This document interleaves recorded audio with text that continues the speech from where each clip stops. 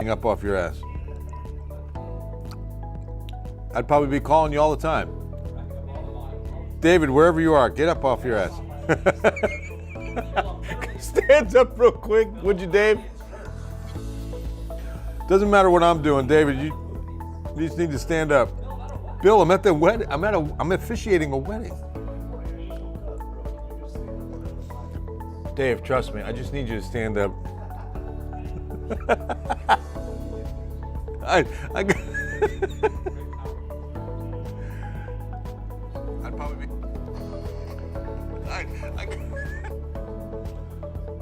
Having a good time in the digital center tonight, guys. About to start up here.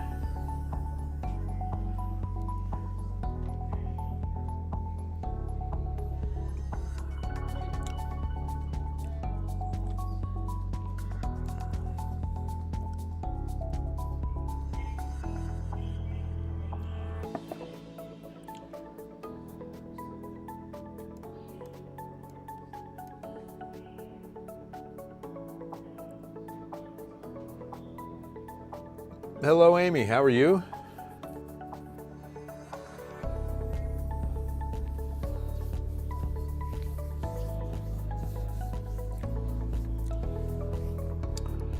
Indeed, an active weather day in Central Texas. North Texas had some pretty good storms, but it was really the heartland of our Lone Star State that saw some violent storms today.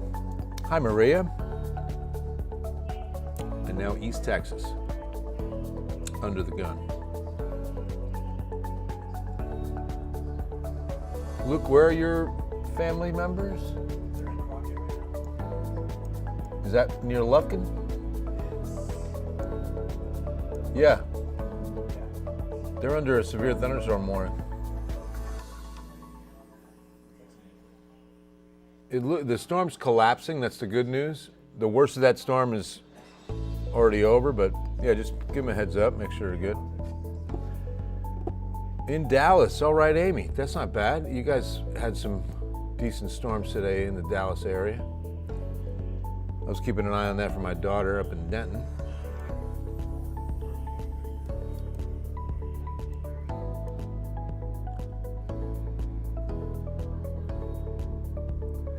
It's getting a lot better, Maria, but some major flooding there. Good evening. Bill Taylor here, KENS 5 Digital Center. Wednesday blessings to you and yours.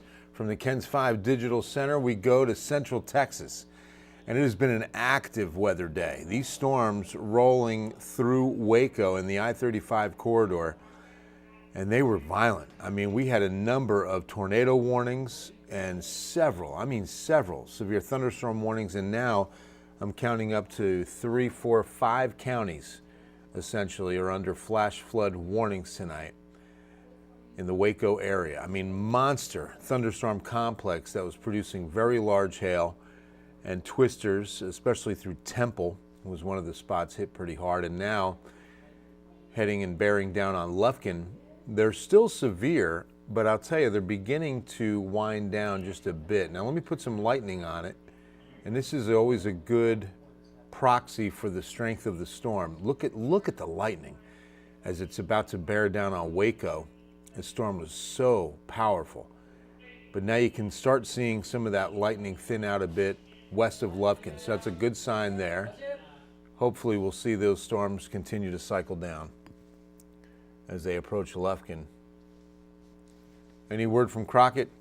Yeah, she said it's pretty bad where they're at, and they're right smack dab in the middle of the lake right now. Yeah.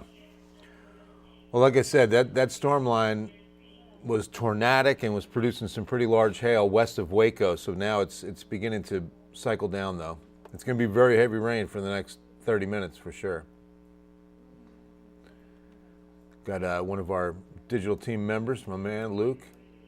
He's got his family in Crockett, Texas. So giving him an update there. We've got a few storms materializing near Austin now. You can see this little outflow come out of Kingsland. You know, and that was one of the spots we were going to watch closely tonight that the models were predicting would have a pretty good complex. I think it was the one that was to the north that moved due east and didn't drop any farther south. You'll see what I mean when we look at the model data, but I want to catch you up on live radar now. And again, some pretty decent rain moving in just west of Austin, but nothing severe. You know, now that we're out of the daytime heating past the 9 o'clock hour, it's going to help. You can see some of the blow-off clouds. See that right there between Rock Springs and Kerrville, right there? Watch that little green. That was not rain. Those were the blow-off clouds off the top of the thunderstorms. Let me back this up to 6 hours again. See the thunderstorms in northern Valverde County. These went severe this afternoon, producing quarter-size hail, damaging winds, but they erupted over northern Valverde County and died before reaching eastern Valverde County. They were pretty slow moving, but they collapsed so quickly. That is something. I mean, the second they bloomed up, they cycled right back down. Didn't even make it out of the county. But there was a flood advisory in effect for northwest Valverde County for a short period of time this afternoon. But that green you see between Rock Springs and Kerrville, the blow off of the top of those clouds coming off of those tall thunderstorms north of Del Rio. Pretty impressive when you see that. Then some storms that were near Del Rio, but did not even make it to the border. Watch those right there. It fizzled out quickly too. And what happens when you see that? Like, why would that happen and not the other one? You know, why wouldn't they grow? Well, what happens a lot of times is that those storms are moving into the cap. And that cap of warm air aloft is like hitting a brick wall. You just completely collapse thunderstorms on contact. And so anything that moves into that environment can sometimes fall subject to the upper level cap. Let me show you what that looks like from the upper level wind pattern. That ridge of high pressure well in control.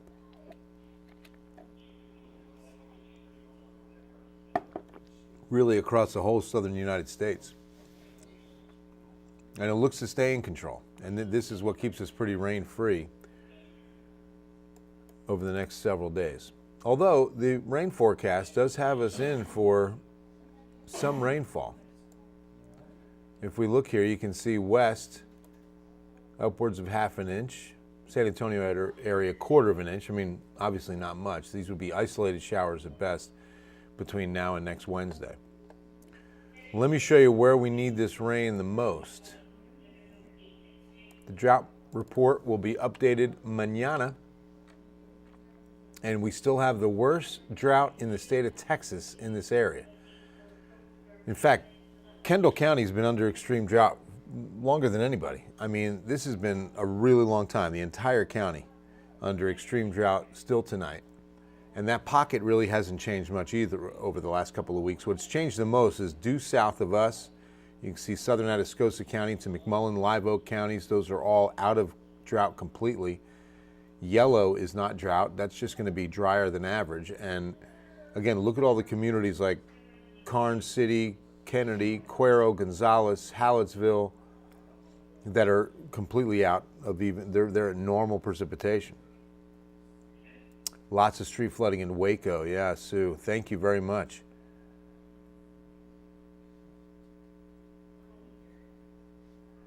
Thank you, Sheila. Yeah, prayers for all of our folks in North Texas, in the Waco area. We're not, Gene, unfortunately. Enoch, I'm doing great. I appreciate you asking. Hope you're doing well.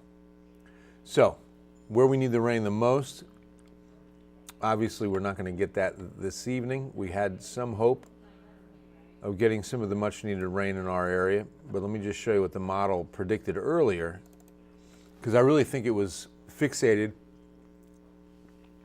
on that storm package that went through Waco and is now moving into Lufkin tonight. And it just didn't drift south as the models had thought.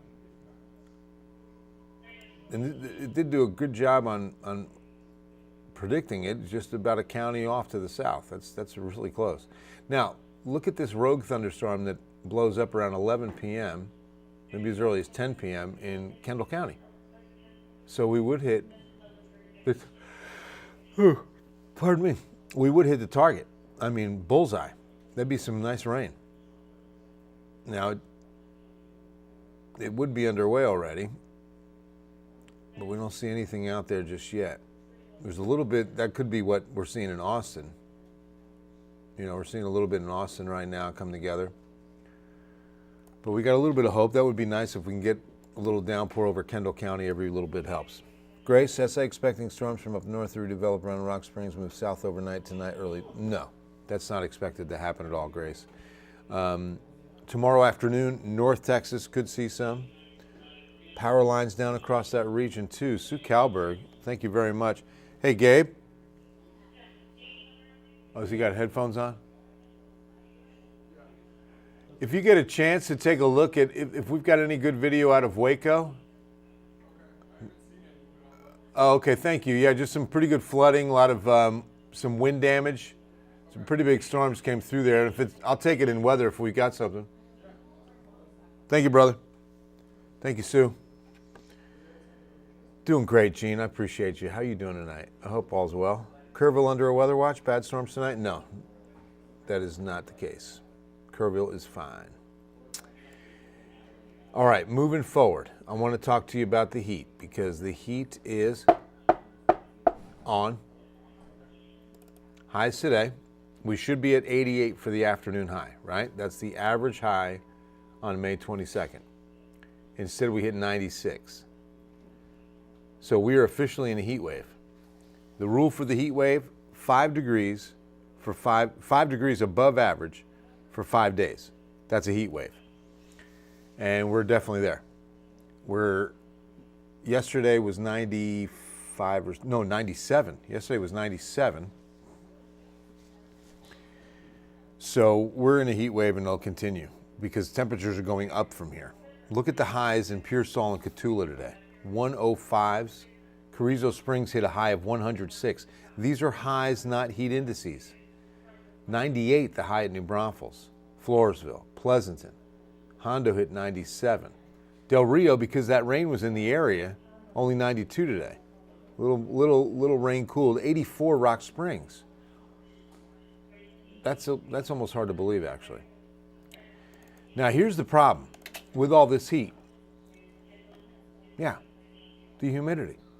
We're not going to see dew points out of the 70s until next week. And when they do go out of the 70s, it's for one day. And it's into the mid to upper 60s before we're right back in the 70s Wednesday. So a front will give us a brief respite. So that's going to mean heat indices that will continue to be 104, 105, 111s to our south. This is tomorrow afternoon. Let's look at Friday afternoon, 109 to 111. I mean, this is dangerous. You've got to pay attention to what your body is telling you. And it's perfectly designed to warn you when it's had too much. Now, heat exhaustion symptoms, sweating, faint and dizziness, some muscles start cramping. That's when you drink the pickle juice. Nauseous, you're vomiting. Pale, clammy skin, and your pulse starts weakening. That's when it's time to get inside, get some water. Now, if you stop sweating, if you get migraine headache, you get body temperature, like you're getting the chills, like you're running a fever, the vomiting, the nausea, dry skin, your heart rate goes up, that's heat exhaustion, that's 911. That's an emergency situation. So again, pay very close attention. That is the most important right there. If you're going to take the dog for a walk, there's a 5-second rule. If you can put your hand on the pavement for at least 5 seconds, it's okay to walk the dog. But concrete and asphalt heat up so quickly. I mean, 85, 91, and 97 are temperatures. 85 and 91 we're hitting before noon in most cases. Look at the jump to the temp on concrete and asphalt. So please keep in mind your pets if you're walking them. Hi, Lacey. Bernie's quiet. You're welcome, Ven. Thank you. Rain possible next week? Not really. Not right now. Not in the beginning of next week, anyway. Oh, thanks, Roberto. Maria, appreciate you. Blessings to you, Deacon Roberto. I appreciate you. Thank you so much. Yolanda's in the Rio Grande. Let's hear it for Edinburgh. Charlie and Carter, you're welcome. That's so awesome, Jay. Good to see you, man. Charlie and Carter, always love the Moes. Hey, Lana, how are you? So yeah, please pay attention to the concrete. Test it before you walk the pets. And don't forget your cars. Crack the windows, car temperatures. Look at this. Outside 95, 100 is coming. That means within 10 minutes you're up to 120. 30 minutes you're up to 135 in the car. That's something to keep in mind this weekend, okay? Because again, we're going up to triple digits for the first time this year. And that's a bit on the early side. We shouldn't be hitting 100 until the end of June. I mean, we should get into summer, get about a week of summer under our belt, and then hit 100. Not the case this year. We're going to do it in the next 4 to 5 days at the most. Could happen Friday. It's going to be close. Saturday, I think it happens. Sunday, we're trying to go for record heat. 102, 101 on Monday for Memorial Day. No significant chance of rain. We're going to have the morning cloud cover that could touch off a little bit of light drizzle. That's just going to be the morning humidity, the morning cloud cover that really kind of just burns off. Yeah, they do have those cute little shoes. I even saw some Crocs, little baby Crocs that you can use for the dogs' pads. Keep them safe. No, Anthony, just the opposite. I mean, we'll get a break on Tuesday when that little front comes through. We'll get drier, cooler air. Won't be as hot, but it'll still be mid-90s and above average. We won't get down to the 80s like we should, put it that way. So make sure you're hydrating. Please hydrate, take good care of yourself, and don't stay out in that heat too long. Love you all. We'll see you on Ken's 5 News at 10. God bless you.